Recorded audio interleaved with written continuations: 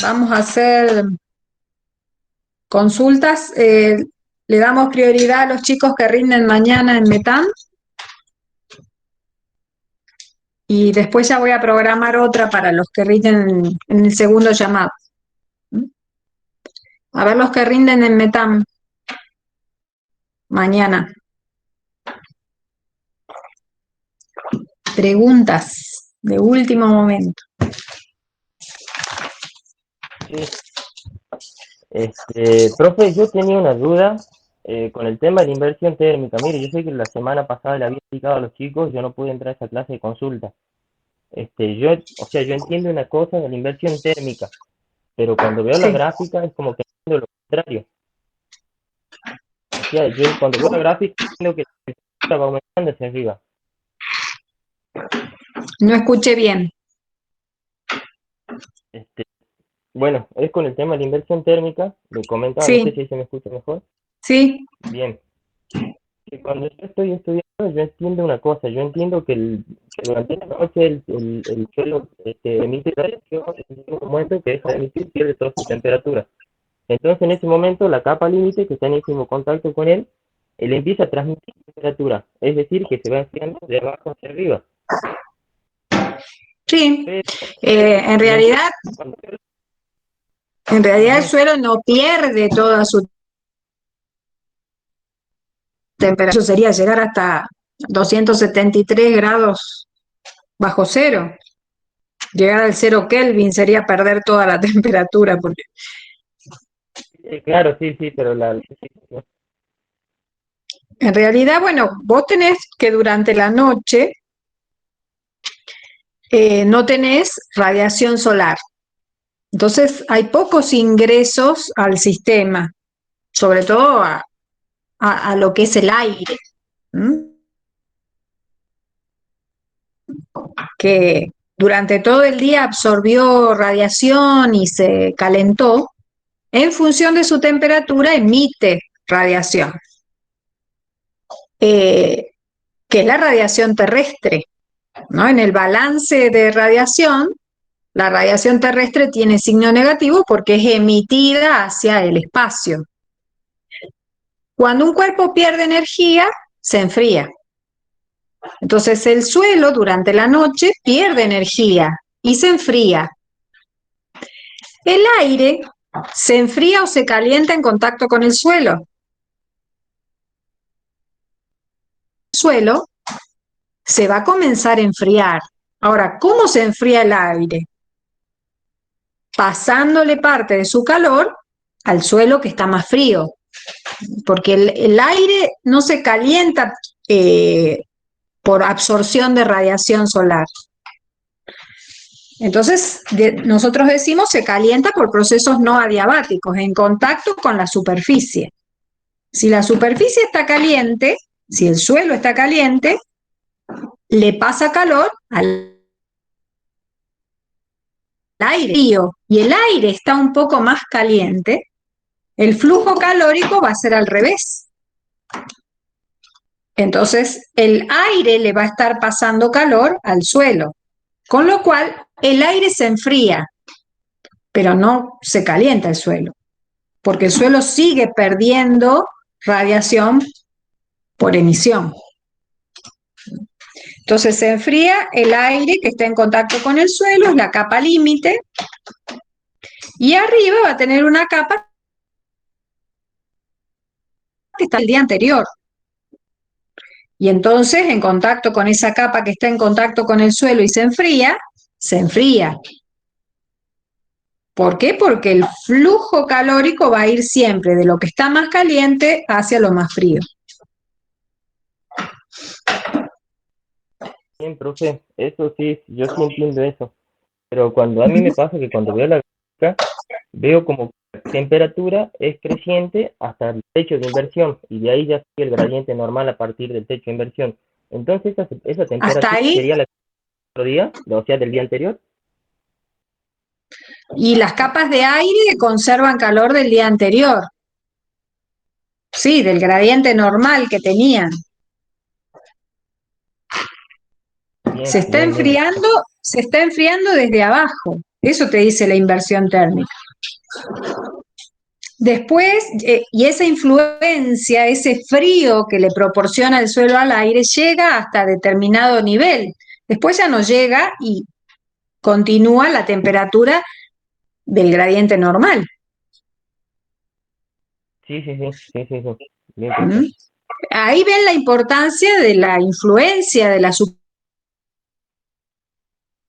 superficie, pero es la superficie. Puede ser un océano, puede ser un desierto, o sea, arena, que no es suelo propiamente dicho. La superficie terrestre es la que absorbe energía solar, se calienta, calienta el aire y cuando se enfría, enfría el aire. Esa es la importancia Bien, de los procesos no adiabáticos. Entonces, en la gráfica vos vas a ver efectivamente que si vos pudieras medir la, la temperatura en las distintas alturas, el aire más frío está abajo, porque a su vez también ese aire frío es denso, es pesado, con lo cual se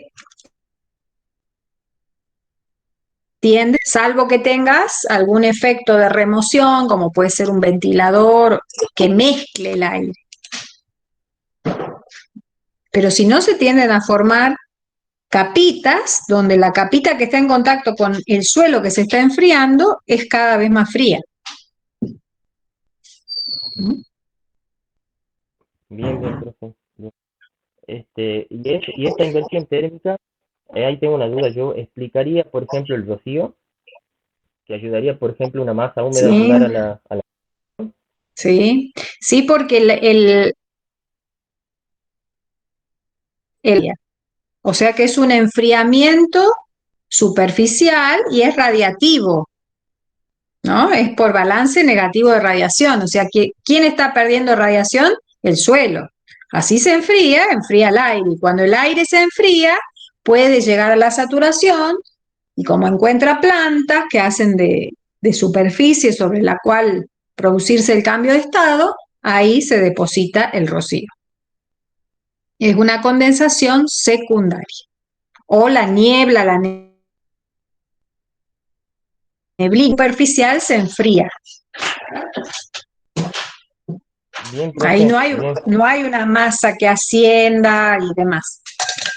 Es un proceso no adiabático el enfriamiento que da lugar a una condensación secundaria de superficie.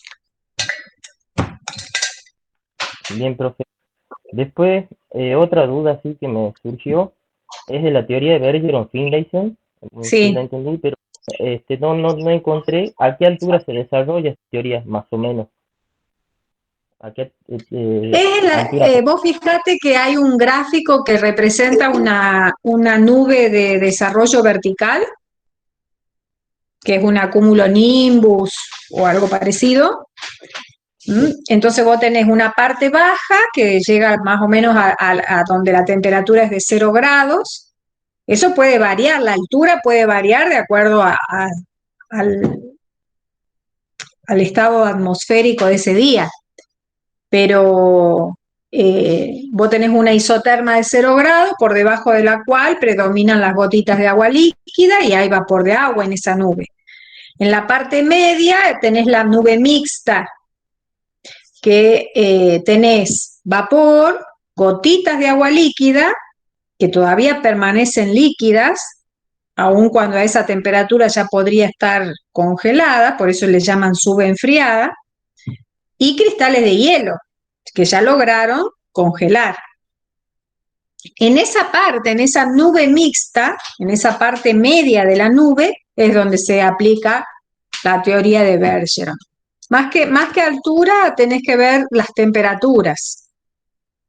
Ya por sí, debajo de 40 grados bajo cero ya tenés predominio de cristales, entonces ahí ya tampoco se aplica la ley, la teoría. sí, sí, bien, profe. Se tendría que estar cercano a los 0 grados, digamos.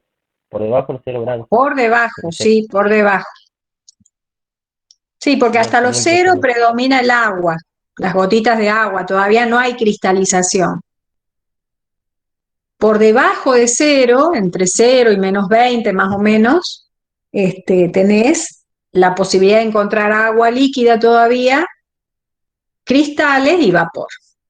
Ahí en esa nube mixta o en esa zona intermedia de la nube alta de desarrollo vertical es donde aplicás la teoría de Bergeron. Por eso dice para nubes frías, donde haya cristales. Si vos tenés nubes bajas, son generalmente cargadas de agua, no de cristal. No encontrás cristal. Bien.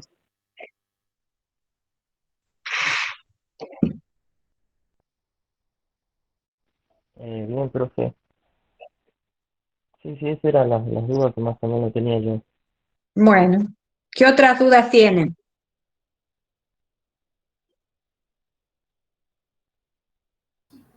Profe, a mí me había quedado duda usted cuando explicó la vez pasada en la consulta sobre el hadas negra, que no llega a tocar la curva de saturación para que se produzca una helada negra.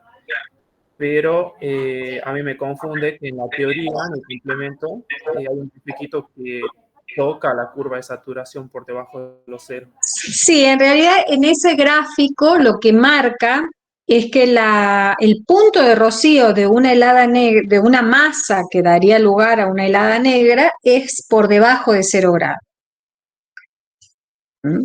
Entonces, pero antes de llegar a esa temperatura, los líquidos internos de la planta ya se congelan, o sea, no hace falta llegar a ese punto de rocío. Yo lo que les digo es que no lo hagan llegar. O sea, ustedes tienen que saber que el punto de rocío de una helada blanca es superior a 0. Por eso ven primero rocío y ese rocío se congela. Ven escarcha. En el caso de la helada negra, es tan bajo el contenido de humedad que ustedes no alcanzan a tocar el punto de rocío. Eso no quiere decir que la masa no tenga punto de rocío, lo tiene muy por debajo de 0. Bien, profe, perfecto. En realidad, en el daño que hace a la planta, la helada blanca o negra, no hay diferencia. Porque en realidad, pasado los ceros, se congelan los líquidos internos, y entonces se rompen los tejidos y eso produce la necrosis.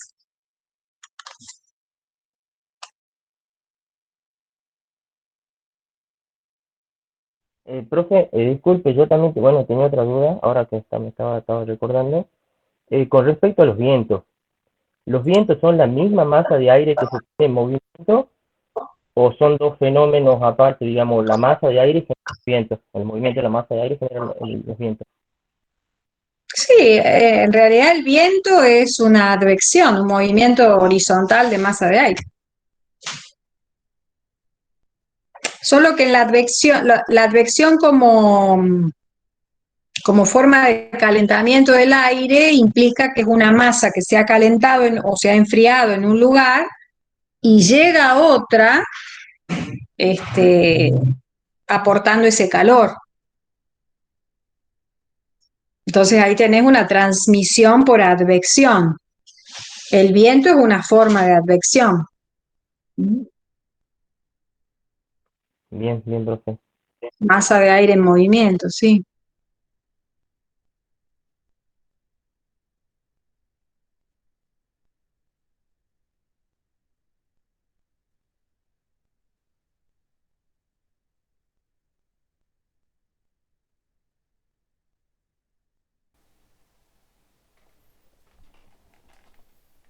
¿Qué otra pregunta tienen? Profe, yo tenía una duda en cuanto al fotoperiodo anual. Sí.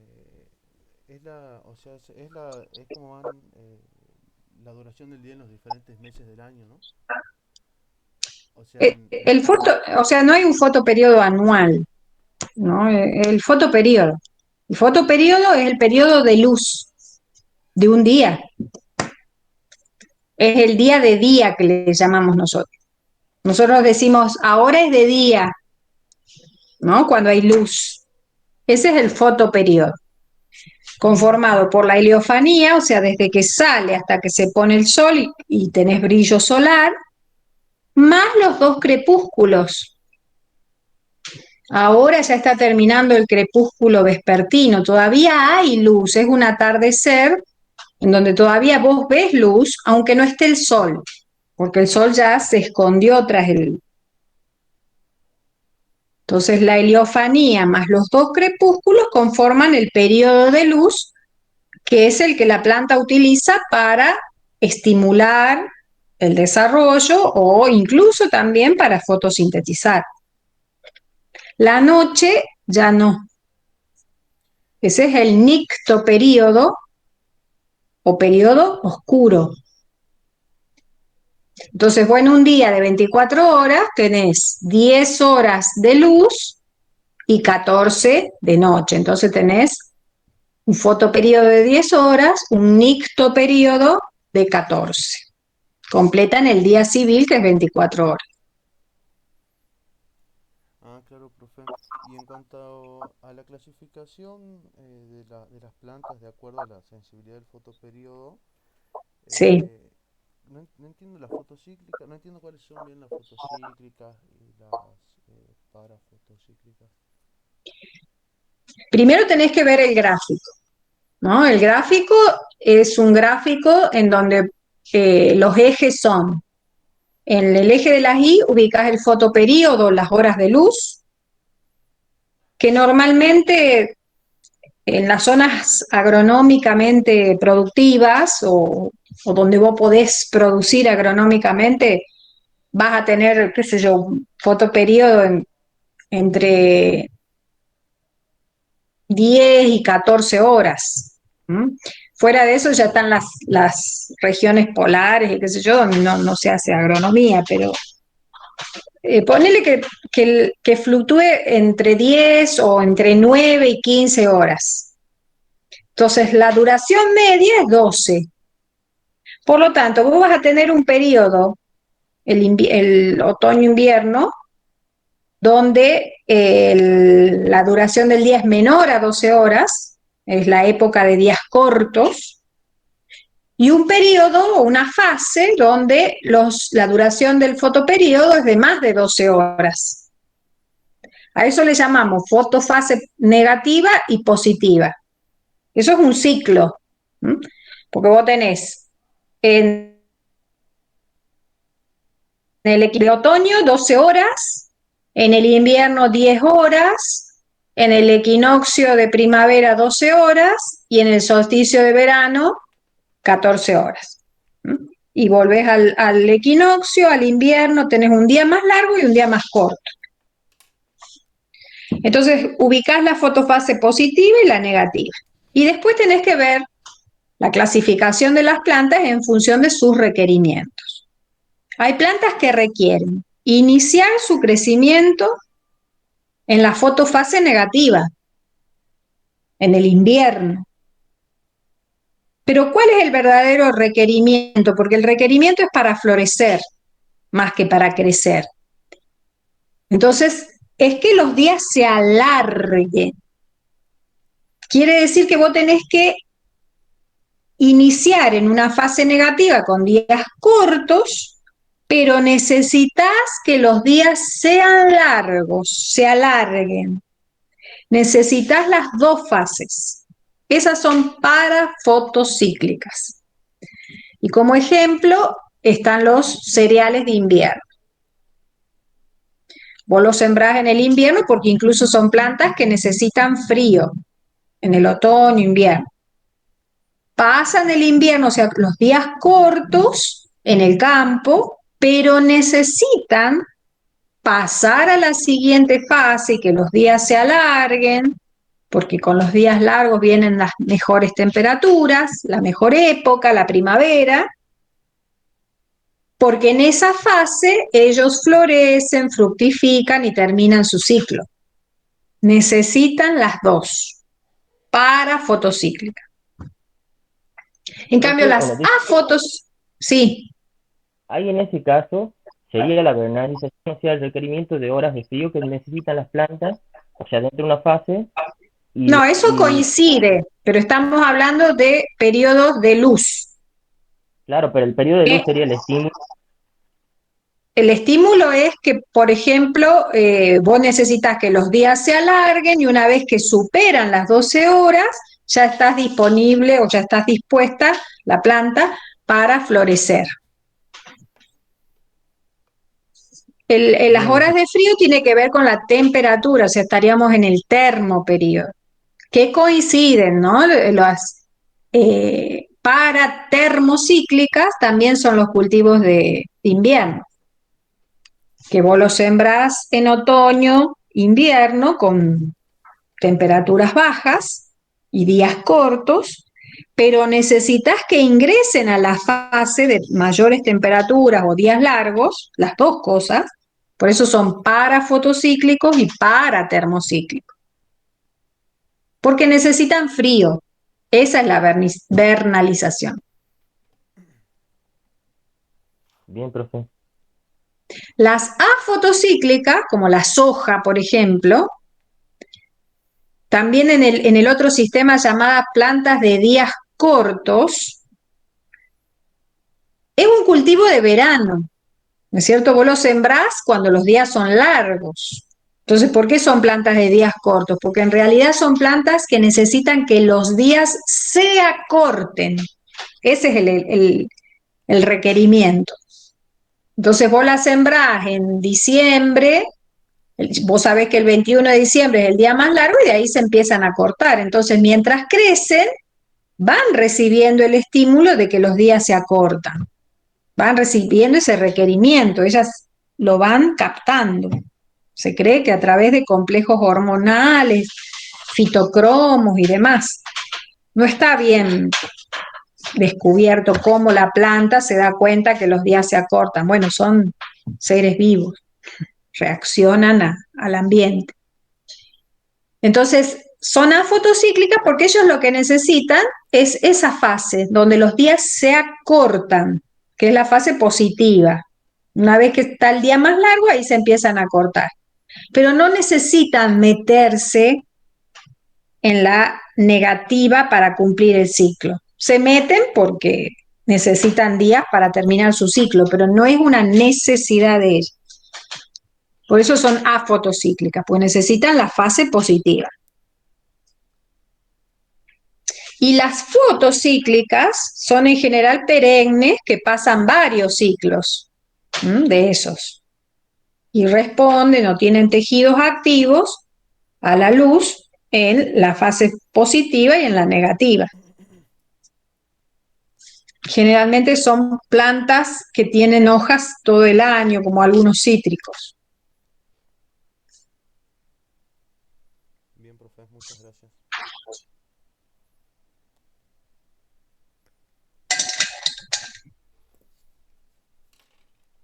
Y ahí, bueno, no es tan difícil porque más o menos son los mismos ejemplos, ¿no? Las parafotocíclicas son los mismos ejemplos de las paratermocíclicas, porque coinciden en su modalidad bioclimática, ¿no? Son anuales invernales, anuales estivales.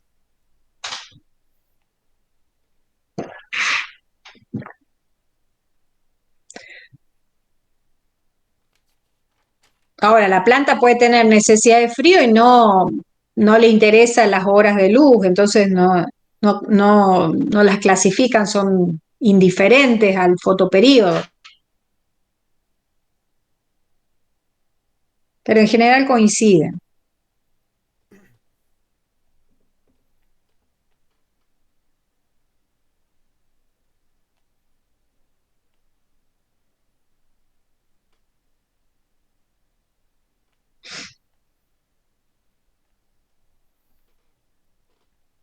¿Qué otra pregunta tienen? Ahora pregunten todos.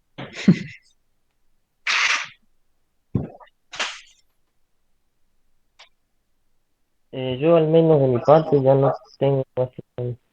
Bueno, Profe, yo quería sí. saber cuál era la diferencia entre un viento geostrófico, el viento gradiente y el superficial.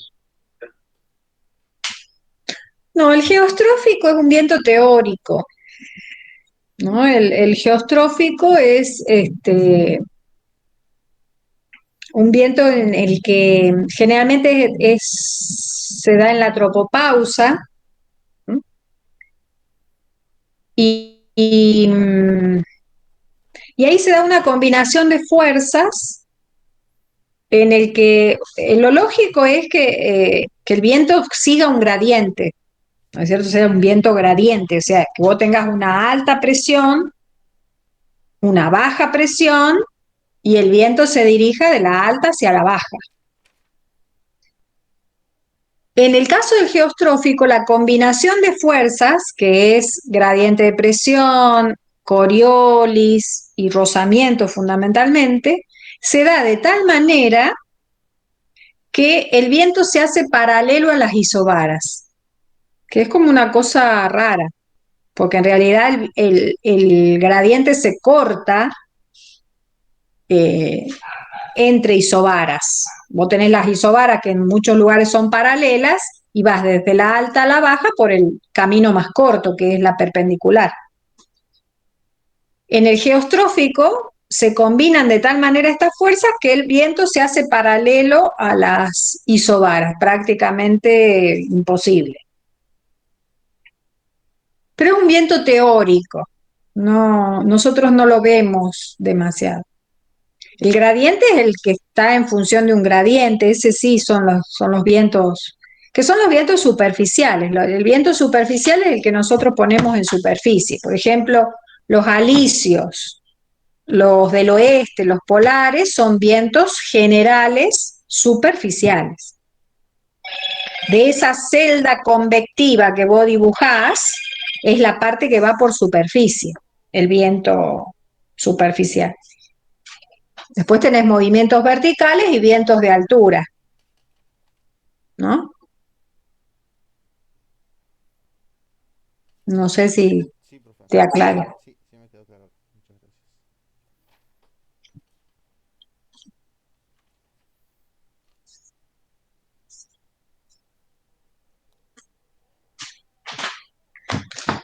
¿Qué más?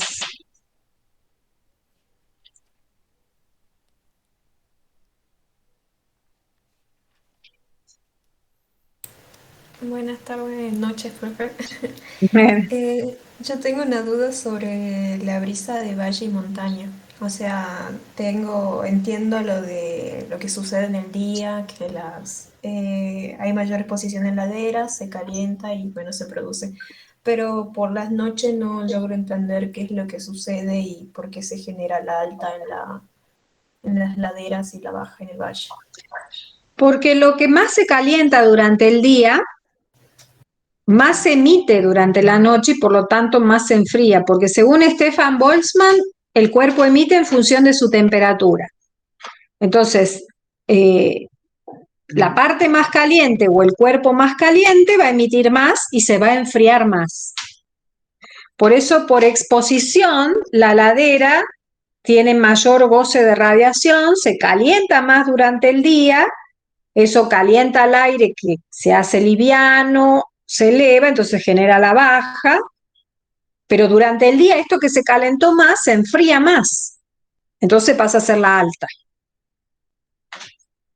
Lo mismo en la brisa de mar, nada más que ahí el calentamiento diferencial es por el calor específico, pero es en el mismo sentido. Lo que más se calienta durante el día, más se enfría durante la noche.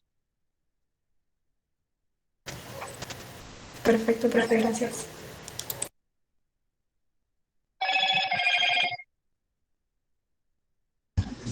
Buenas, profe.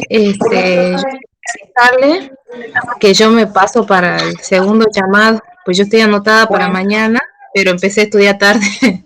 bueno, estate atenta cuando yo pase como la pasamos a la mesa, lo mismo para pero creo que, no sé, bueno, si están anotados en el primer turno, los que están anotados en el primer turno, yo mañana llevo las planillas del examen de hoy. Entonces recién las pasan y ahí los van a habilitar para inscribirse al segundo, a los que están inscriptos y no se presentaron o les fue mal. Entonces estén atentos porque van a tener poco tiempo. Yo les voy a avisar. Bueno, profe, Cuando- gracias.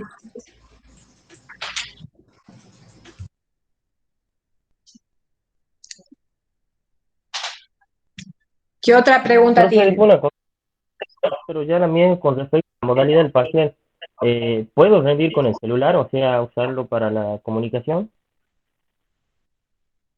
Tenés que tener cámara y audio. No Si importa que sea el tiene... celular, o sea, Y a mí no. Yo no sé. No sé, no tengo ese nivel de exigencia porque me parece que no todos tenemos dos, tres aparatejos para... ¿Cómo rendís en otras? no, no, y con, también, o sea, normal, puede ser con computadora, digamos, pero yo por las dudas preguntaba, porque por ahí capaz que no consigo la computadora y bueno, tenía el celular a mano para atender. Sí, si podés conseguir la computadora, mejor. Bien, Pero profe. bueno,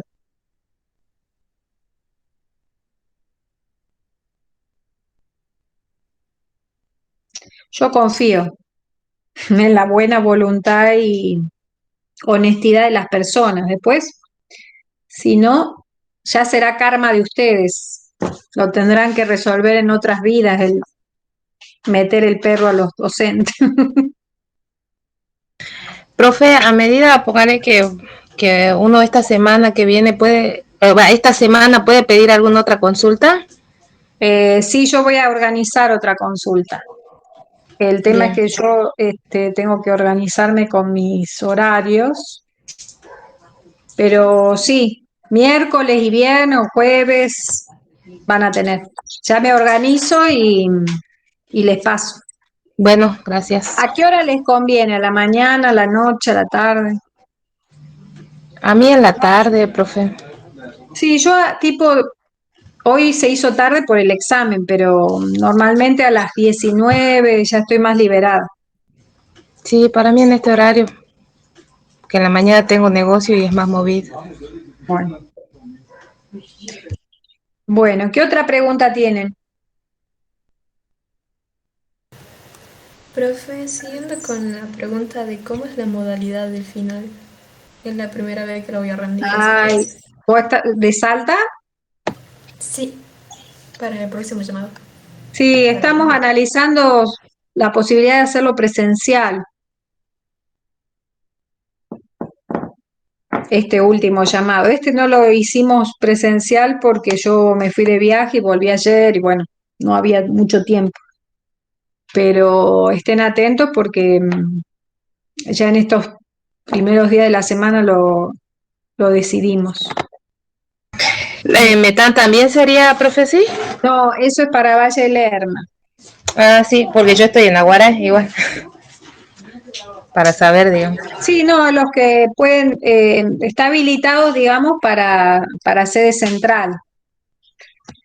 Tienen que llenar, yo sé que tienen que llenar una declaración jurada del tema de salud y después organizarnos en horario como para que no vayan todos juntos. Que la masa de aire asciende, digamos, pueden ser, digamos, son los de convergencia, puede ser que se junten dos masas de distintas características en cuanto a temperatura y humedad, eso también provocaría que asciendan.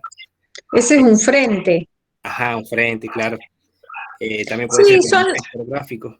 hay cuatro causas, Ajá, ¿no? La convección, por ejemplo, en el Ecuador, que es una zona de mucho calentamiento, la superficie se calienta, calienta el aire, y el aire al calentarse, ay, me escucho yo en otro,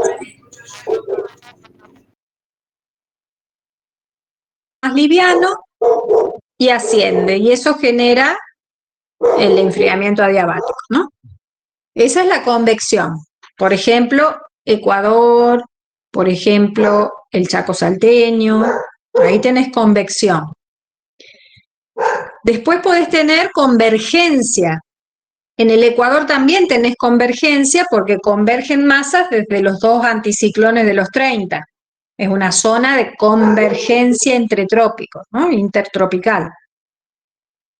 Un valle, por ejemplo, también es una zona donde convergen las masas provenientes de las laderas. Y la convergencia es como, vos imagínate que caiga agua y se junta y se eleva. Lo mismo es el aire. Después tenés la orografía, o sea, que haya un centro de alta en un lugar y un centro de baja en el otro y en el medio una montaña.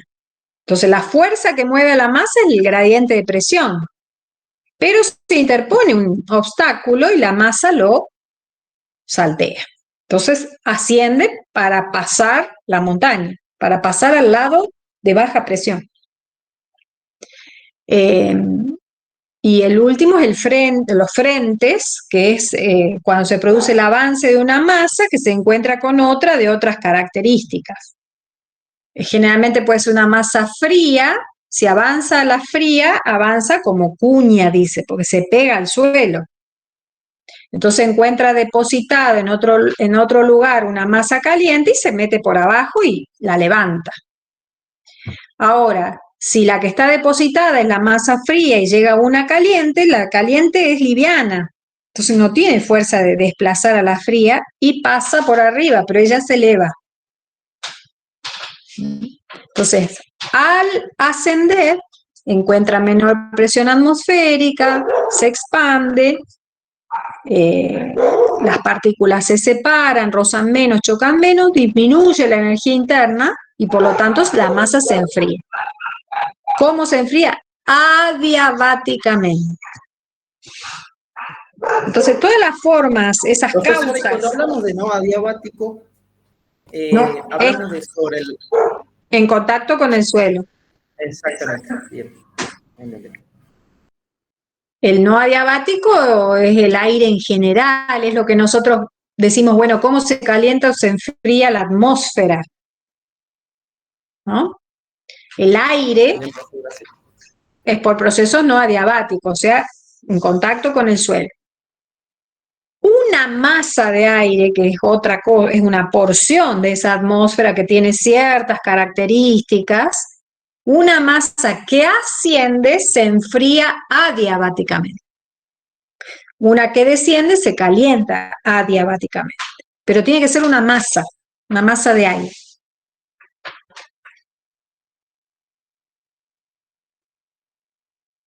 Porque ahí no hay nada que le quite o le entregue calor, ¿no? Si bien les aclaro,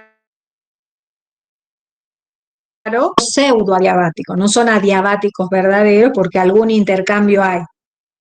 Pero nosotros lo vemos como adiabáticos porque ahí es por el juego de presión, volumen y energía interna, cómo cambia la temperatura de la masa. Profe, y digamos, por procesos no adiabáticos, el aire de la atmósfera es por conducción molecular principalmente, ¿no? No, los 5. Claro, conducción molecular. Conducción en la capa límite, en íntimo contacto con el suelo, porque el aire es mal conductor, o sea que no sigue. Claro. Pero ese aire que se calienta por conducción vertical, que es la convección, desplaza aire frío que se va para abajo. Convección, movimiento vertical, transportando calor, perdón. Advección, movimiento horizontal. La llegada de una masa que se calentó en otro lado aporta energía, calor a donde llega. Conducción, convección, advección, generalmente acompañados por turbulencia, que es la mezcla, y la radiación terrestre, por efecto de los gases con efecto invernadero que absorben. Esa radiación terrestre que es calórica, de onda larga. Esos son los 5 procesos no adiabáticos. O sea, hay alguien que le está dando calor, o que se calentó primero, digamos, y le cede su calor. En cambio, cuando la masa asciende, el volumen cambia, la misma masa se enfría o se calienta sola, no hay nada que le esté aportando o quitando. Por eso son procesos distintos. Bien, bien, profe, gracias. Profe, ya que estaba hablando de ese tema, justo me acordé de algo ahí.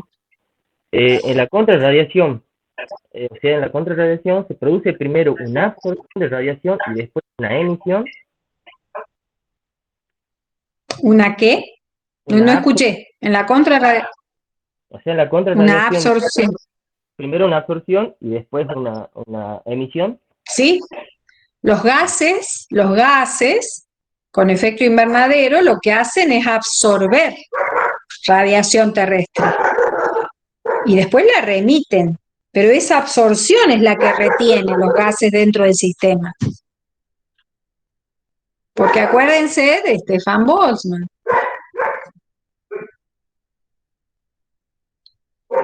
Un cuerpo que absorbe energía, aumenta su temperatura, aumenta su emisión.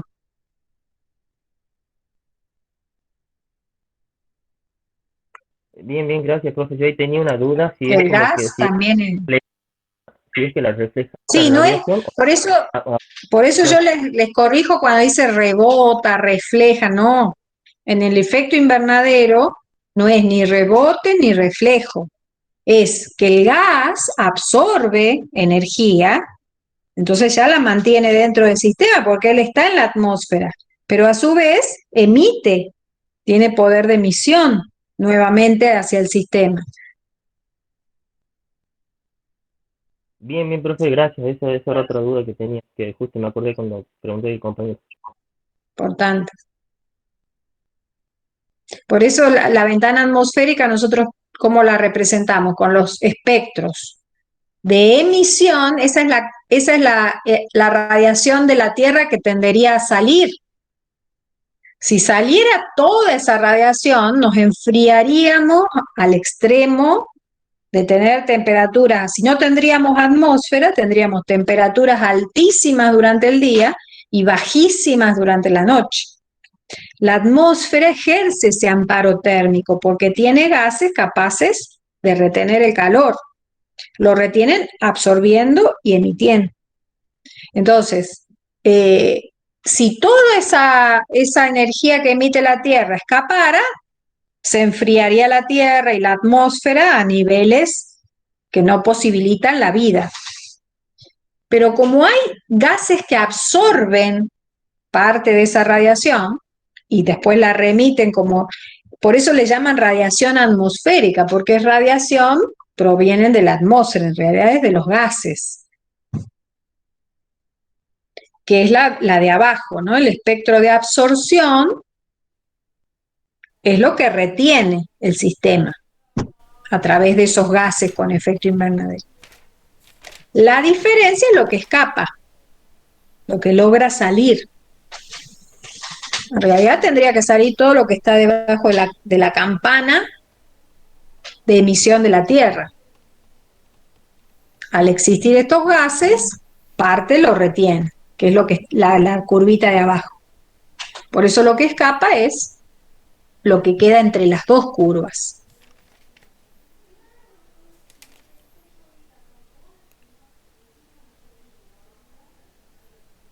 Bien, profe, gracias. Profe, ¿y cuál es el efecto de oceanidad y continentalidad? El efecto de oceanidad y continentalidad se ve reflejado en la amplitud térmica de lugares rodeados por agua y lugares rodeados por continente o grandes masas continentales. Ese efecto, también relacionado con la distribución de mares y tierra,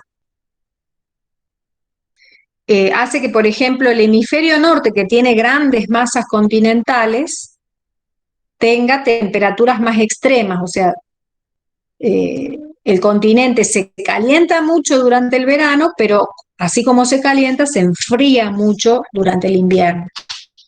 Por eso nosotros cuando graficábamos, Moscú, por ejemplo, tenía amplitudes térmicas muy grandes. En comparación con Ushuaia, que está a la misma latitud, pero en el hemisferio sur, que es un hemisferio con más agua. Y el agua, al tener un calor específico alto, el calor específico es la cantidad de calorías que hay que entregar a la sustancia para elevar un grado, su temperatura. Como tiene un calor específico alto el agua, va absorbiendo calor lentamente, se calienta lentamente, absorbiendo esa radiación, pero cuando se enfría también lo hace lentamente. Entonces, se dice que el agua es un moderador del clima, porque las amplitudes térmicas se reducen, porque no permite ese cambio brusco se calienta mucho en el verano y se enfría muchísimo va acumulando calor en el verano que va liberando en el invierno. Entonces, atempera, digamos, es moderador del clima.